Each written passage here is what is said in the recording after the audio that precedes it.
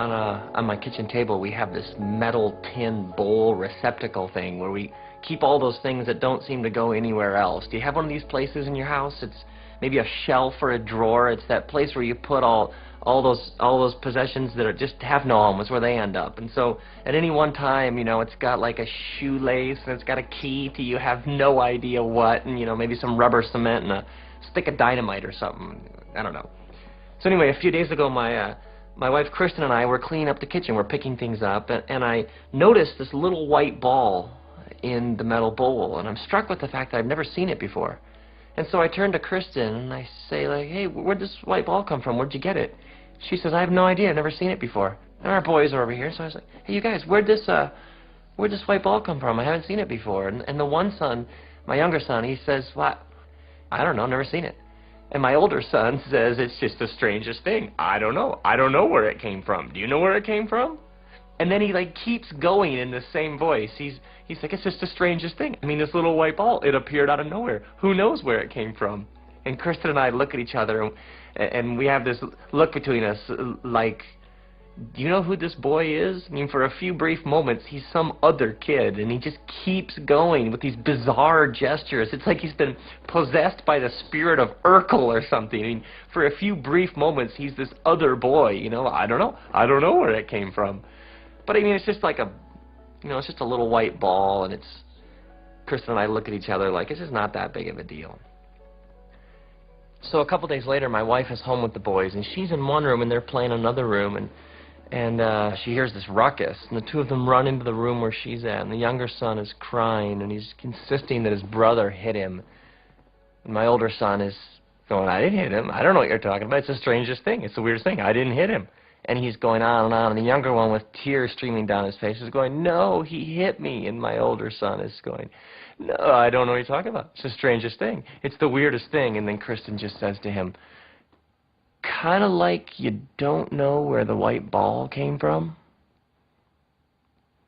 And he just freezes. Like the technical legal word here is busted. You know that moment, like when your junk catches up to you?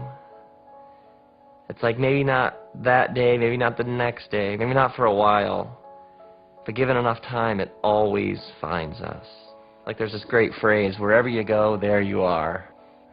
It's written in the Bible in the book of Galatians, like, don't be misled. No one makes a fool out of God. Whatever we plant, we'll end up harvesting. It's like one way or another, given enough time, our sins find us out. It always catches up with us, doesn't it? So my boy stands there in front of his mom, frozen. And then he turns and runs upstairs.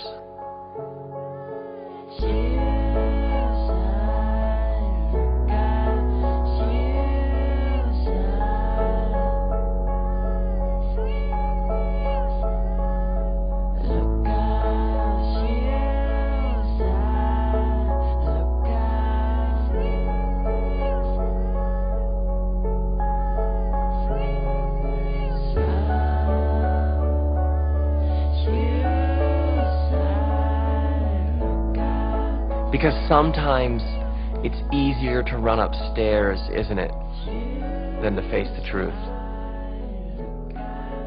Now this whole time, I haven't even been there. I'm coming home and I call Kristen and she tells me this whole story, and so I'm driving along thinking, like, what am I supposed to do when I get home? I mean, I know I should do something, but I have no idea what to do. And so I get home and Kristen tells me that she hasn't heard a sound from him upstairs the whole time. So I go upstairs, and I go check in his room, and he's not there. So I go and I check in his brother's room, and he's not there.